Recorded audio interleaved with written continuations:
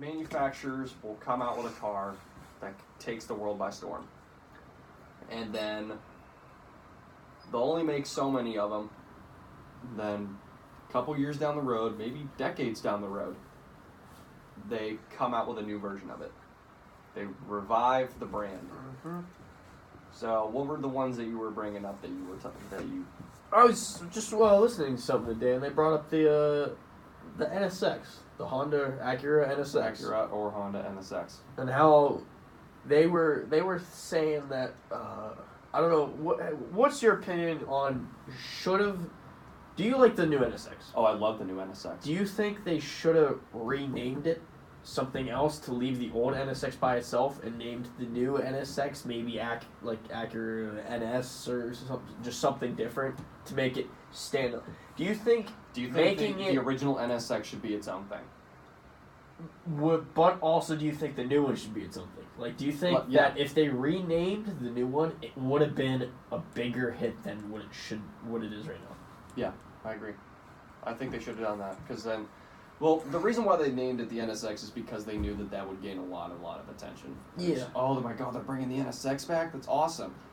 It doesn't look like the original NSX. And that's why... That's where it comes into play. I know, because the original NSX was so popular because of its different looks and the fact that it was just outperforming every car. Oh, it was an amazing car. Yeah. So, the new NSX doesn't do that. And that's the problem. If you're trying to make a new supercar, it's a good idea to name it after a revive an old name, but that old name should stay alone. Yeah, I feel like if Acura came out with that color but named it something else, it would have been so much bigger than what it is. I mean, it's still the exact same car, but I think popularity and standpoint wise, it looks great. I love the NSX. The new NSX is beautiful. Yeah.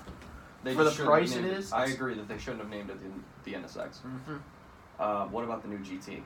Ford GT? I think that's different. I think they did a fabulous job. Oh yeah. I think the old Ford GT definitely stuck out, but it stuck out more of a race car. Yeah. While the NSX stuck out more of like, hey, Acura, I'm making a supercar. Mm-hmm. Ford GT was like, hey, I'm going to make this race car and put on the track to race those other ones. Yeah. So I think in that standpoint, they had a lot to live up to, but they also did a lot better job of switching it. Like, it's not a full race car, although if you look at the Ford GT, the suspension and everything is not really made for city street driving. I think they did a better job than Acura. Right. So building a race car. Yeah. Or just making the transition. Is what oh, you're saying. Yeah. Yeah, I think the GT works because it still has a little bit of roots of the old GT in it. You can still see. Oh, yeah. I mean, it's completely different in a lot of ways, shapes, and forms. It's basically taking the Ford GT and making a futuristic version of it. That's what they did, and it's amazing. They took the inspiration of the old GT and brought in the modern technology of today's world, and they built a phenomenal V6 twin turbocharged V6 that can go 200 miles an hour. Yeah, it's an amazing supercar. I mean, you can't go wrong with that. So, the Ford GT is on our legend board, the new one. So, I think that was a great choice last week by you. I love the new GT. We have both seen the GT in person before. Yes, I've seen multiple GTs. They're just out of this world. They're so low to the ground. They got awesome doors. They did a fabulous job for a V6. I mean, it does some stupid numbers. It's just a phenomenal job by Ford by far for a company that's prided itself on its muscle cars. They're still able to push out a supercar once in a blue moon. They go from a Mustang and then all of a sudden they bring out the GT, which is complete. Like, it's not muscle. It's just the supercar. It's just a supercar. Exactly. So I think they did a very, very good job. Yeah, I agree. Yeah, the new GT does wonders, and going back to NASCAR, a lot of Ford drivers have been given brand new GTs of their own custom choosing. I know Logano has a matte black one.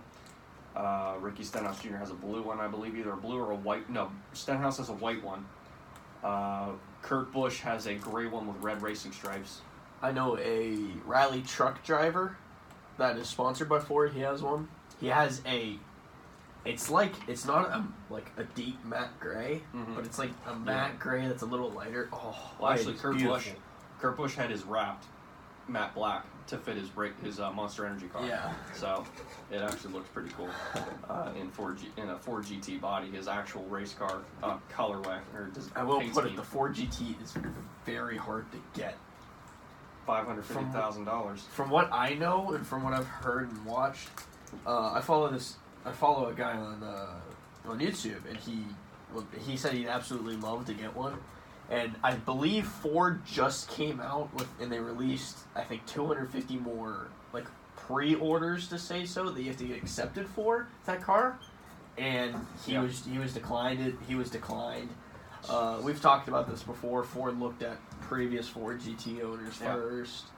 So it's a very hard car to get, but if you get one, you're in luck. Oh yeah, yeah. That's the thing about Ford, and a lot of other companies do this too. When you've already got one under wraps, you've already got one that you've had forever. I said, well, last time we checked, you bought a GT from us. You still have that GT? I do. We just made a new model, and you qualify for it. That's what Ferrari's based off. Yeah. Ferrari is a lot of pre-ownership. Yeah, there was... When the 488 GTB came out originally, you had to have a California. Exactly. You had to have a California. Walking into the dealership, and you're like a millionaire. And yeah, that's obviously changed now, because the 488's been around. It's massively produced, and now is in dealerships easily, but...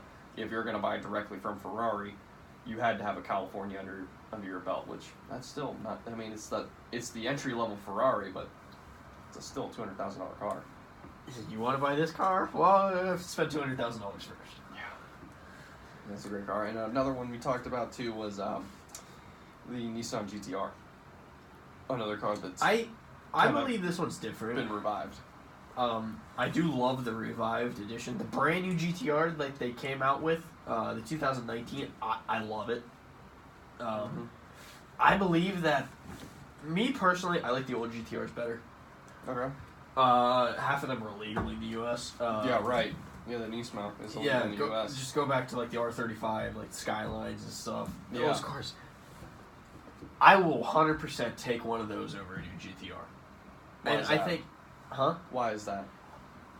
It's just what they're based off of. If you look at the community that owns a old Nissan, like Skyline or R34 or any of the R line, they're so much broader and bigger than the new GTR. Like, you can go to the Nissan and just buy a GTR and just say, hey, I have a GTR.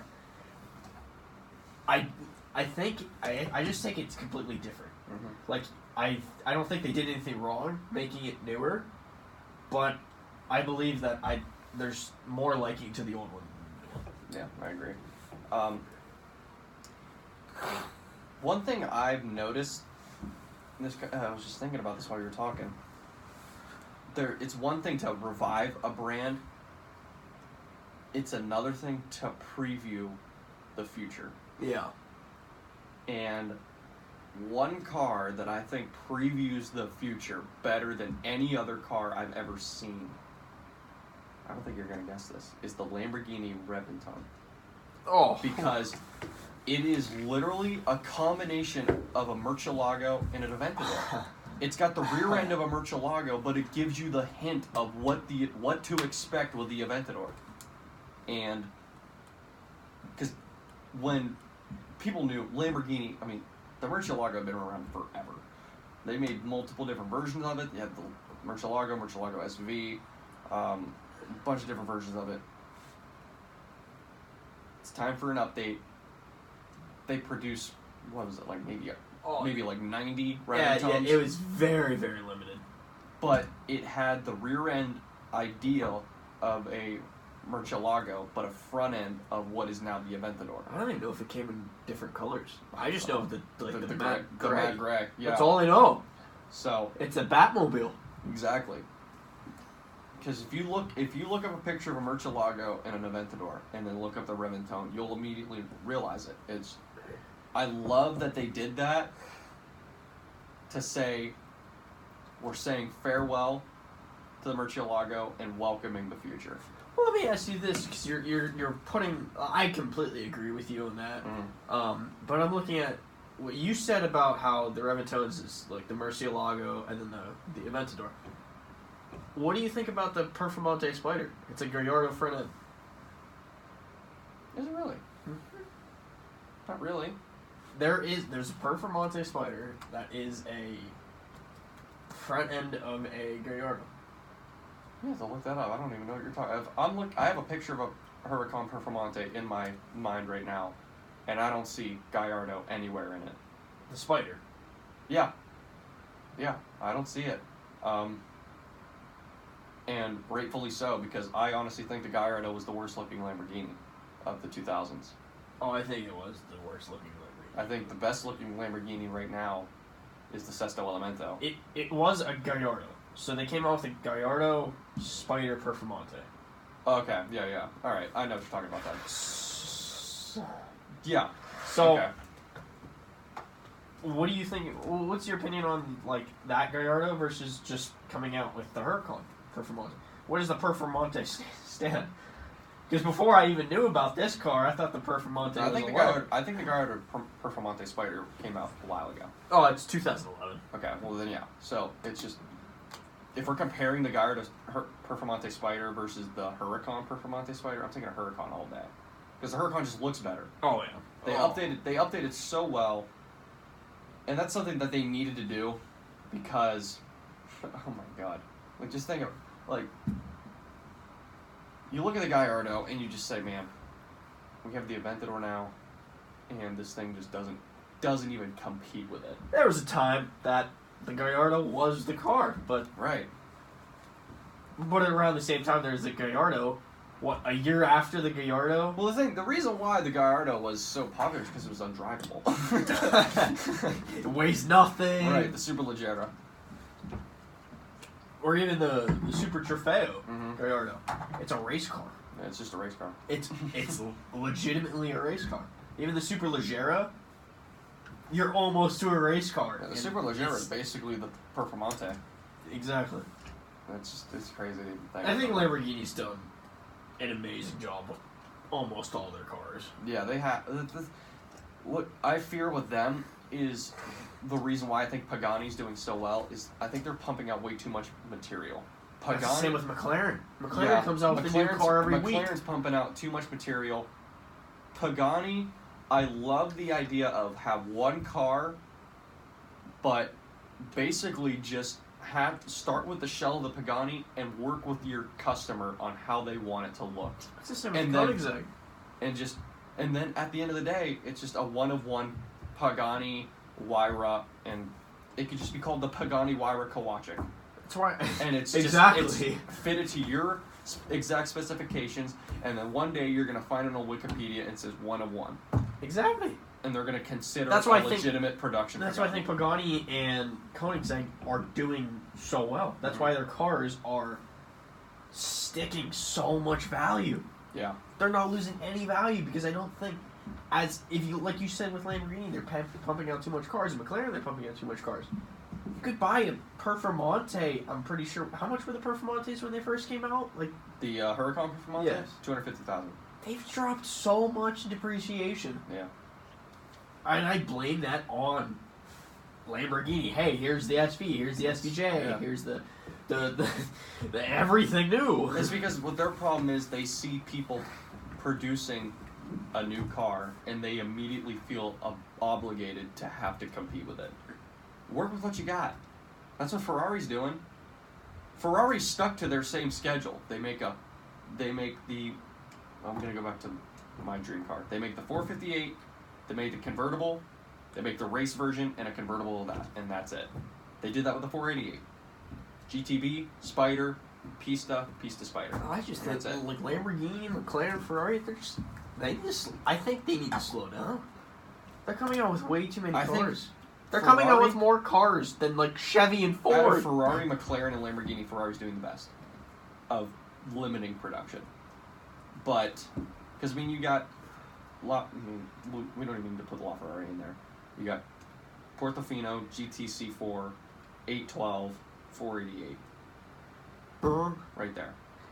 So, and then you look at Lamborghini, you have Huracan, Spider, Performante Spider, Aventador, Aventador S, Aventador SV, Aventador SVJ, Urus. We're already at 9, and we're not done yet. So, it's just, they're producing way too much.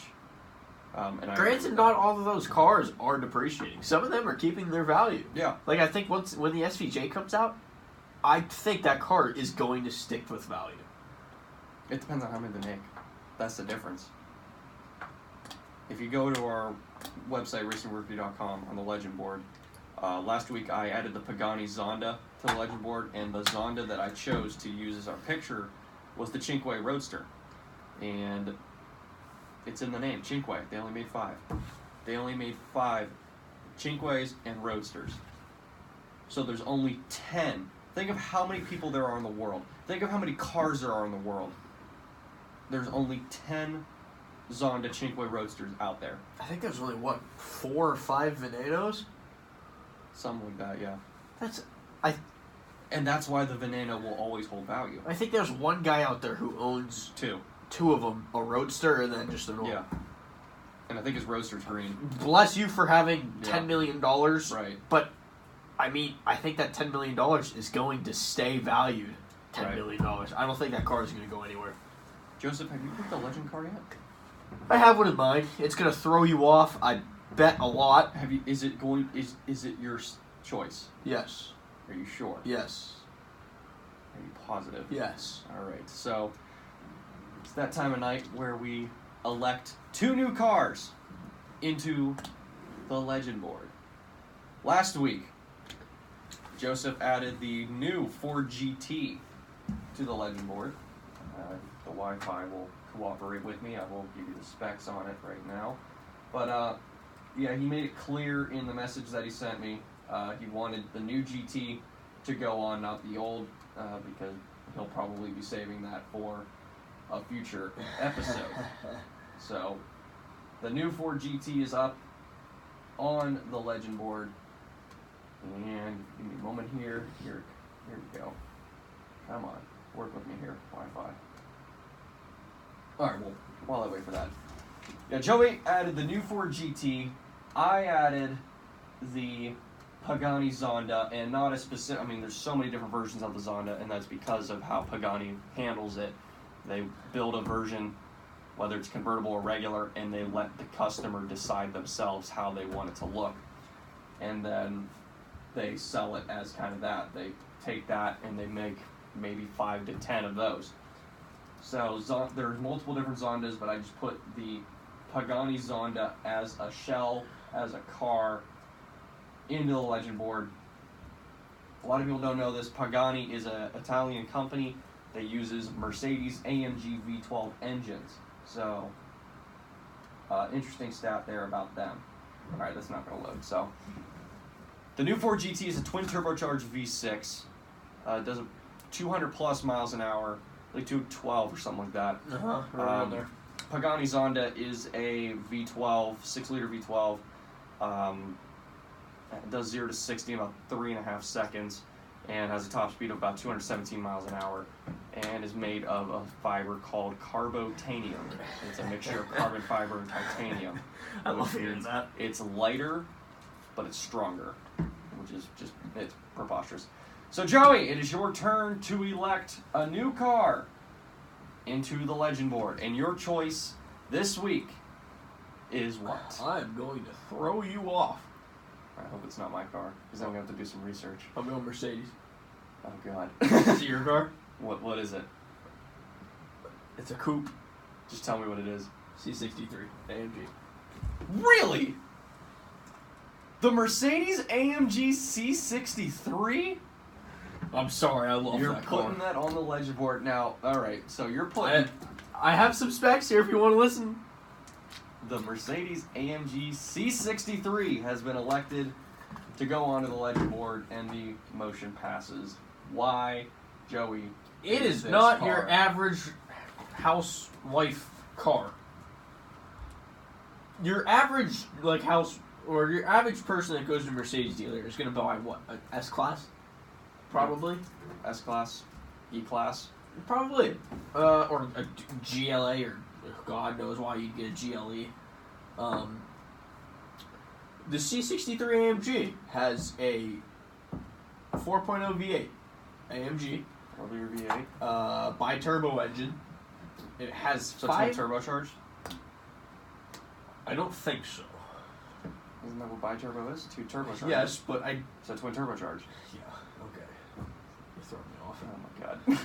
You're the one that put a... It's handcrafted, okay? You open the hood and it says a right. signature on who built it. Oh, Yeah, it's like the GTR, where you don't know how many horsepower you have in the car because each horsepower is handmade. Exactly. Yeah, great. 503 horsepower. Okay. Not that bad. 0 to 60 in 3.8 seconds. Okay. For a coupe. I love the car. I don't know if you ever listened to one, but you hit the gas and it sounds like you're driving like a Mustang. I'll compare it to a Mustang. I'll give you that. And the inside has it still has the inside of an S-Class Mercedes. The interior is amazing. You're taking an S-Class and you're putting a 4.0 V8 AMG engine in it, and you're making it incredible. For a four-door coupe, you're making it insane. I'm sorry, I love this car way too much, and I knew I was going to throw you off a little. Yeah. Wow, I wasn't expecting a C63. Those things aren't even north of $100,000. I mean, maybe. They're probably a good 100,000, but... You get the S63. Yeah, if you want actual luxury. The S63 is like 123,000. That's insane. So, alright, so you put the Mercedes AMG C63 into the legend board. I'm gonna stick in that brand. I'm gonna stay with Mercedes AMG, but I'm gonna go to a true classic, a true car that will actually hold its value, a true car that will go down in history as one of the best cars ever produced. The Mercedes AMG, any guesses? This is the GTR. SLS. Oh boy. The Mercedes AMG. I didn't even think about that Mercedes AMG that is SLS such a good pick. Will go to the legend board. Here are some specs for you on the SLS. 6.2 liter V8 that produces 563 horsepower. It will do 0 to 60 in 3.7 seconds, beating your C63 by a tenth of a second. It'll do 197 miles an hour. Its Nürburgring time was 7 minutes 40 seconds. Its current value, $200,000. And it's got gull-wing doors. Can you say the engine and the horsepower again? 6.2 liter V8. How much horsepower? 563 horsepower. You said 200? 200,000. Boy, this makes my Corvette look even better. Right. Yeah, there you go. No, that's an amazing pick. I forgot about that car. So now here's the thing, though. I'm taking the base model to leave open doors for two other models that I appreciate. There's one I appreciate and one I love. So the SLS, the AMG SLS, is a great car. The better version of it is the SLS Black Series. It's just the muscle version of it. But my favorite version of the SLS is the electric drive version. Listen to this. 60 kilowatt lithium ion electric engine. What's the 0 to 60 of this thing? 3.6 seconds. So a tenth off from... It's pretty heavy, that's why. It's just the shell of an SLS, just with an electronic drivetrain. 155 mile an hour top speed, which is the same as an i8. It's not bad. And it's worth north of $540,000. Really? Making that thing electric makes it... It's because they didn't make that many of them. 50% more? They didn't make a lot of them. Oh my lord. That's why. You can get it in neon yellow or chrome blue. I prefer the chrome blue. Have you ever seen a chrome blue electric drive AMG SLS? I've seen a chrome blue i8. Have you ever seen a chrome blue P1? I have. You showed me. Insane. Isn't that thing insane? Dude, there's something about chrome blue. I love it. It makes any car look good. So, well, speaking about your SLS, how about the, what do you think about the SLR? McLaren? Mercedes, that one will make the legend board one day. Really? Oh, absolutely. I think it's like, you know why? It's a hell of a car, but the reason it's why, ugly as all hell. It doesn't look good. It does good numbers. I mean, it's not the craziest car we've ever seen, but the reason why it'll make the legend board is because it's the only known big name collab we've ever seen. Not including AMG as an engine. Yeah, it's where both teams have their names on the car in unison. You look at a Pagani Zonda that's got an AMG engine, you look at an Aston Martin that's got an AMG engine, it's just Aston Martin. It's just Pagani. The SLR is called the Mercedes McLaren SLR.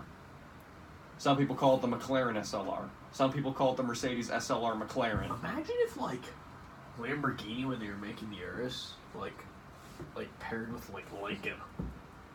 So it'd be the shell of, like, the Urus with the engine of a Lamborghini V12, but the inside was a Lincoln Navigator. That would blow my mind right there. That would blow my mind. That would blow my mind. You've heard it here first, folks. Joey is calling for a Lincoln Lamborghini combo. Possibly the worst combination possible. We could have done a Pagani. Oh, you call it something else. You don't call it that thing. You know, you put the names on there. You just make that car. We could have done a Mercedes. I think, honestly, they should try to do a Mercedes Aston Martin. That would be cool. Because that would be the ultimate luxury. That's basically the Project 1. You took a Vulcan. Well, no, I'm talking like going luxury. I mean, I know you got Maybach. I know you have S-Class. But if you made a Mercedes Aston Martin, it would look... So are you saying taking, like, Advantage and combining that with, like, a Maybach? I would take Advantage and combine it with an S-Class. So it'd have the No, I'd take a Vanquish and combine it with an S-Class. Yeah, you're right there. I would take Advantage and alter it up with an S-Class. I think that would look... Because S-Classes are beautiful. Vanquishes are my favorite Aston Martins. Boy, you can have so much fun around corners while still sitting in luxury. Oh my god. You're telling me. Unfortunately, we have to end. It is past our time to be on air, so... Thank you, everyone, for tuning in. Again, if you want more from the Racing Rookery, go to racingrookery.com. Or you can follow us on Twitter, @RacingRookery, and on Instagram, @RacingRookery. Go to my YouTube page, just my name, Dom Joseph, DOMJOSEPH. Every single show is live streamed and recorded, so you can watch it whenever you want, however you want. So, it's on YouTube. On a plane, in the air, on the bus. Yeah, I just said in a plane in the air. Whatever. Anyways, we're done with you. So thank you everyone for tuning in. Thank you, Joey, for coming in. Again, if you missed it, our legend board cars are two Mercedes. The Mercedes AMG C63 and the Mercedes AMG SLS. Mercedes! Yeah, they had a good day today. Boy! They had a field day Oh, today. boy! Which is good because I don't even think they're on the board yet. It's about the only cars that are going to be on that list. No, the SLR will make it one day. Yeah. Alright, well thank you very much for tuning in, everyone. This is Dom Joseph for the Racing Rookery on Rookery Radio, Real College Radio, and we will see you right here next week, and enjoy this week's races.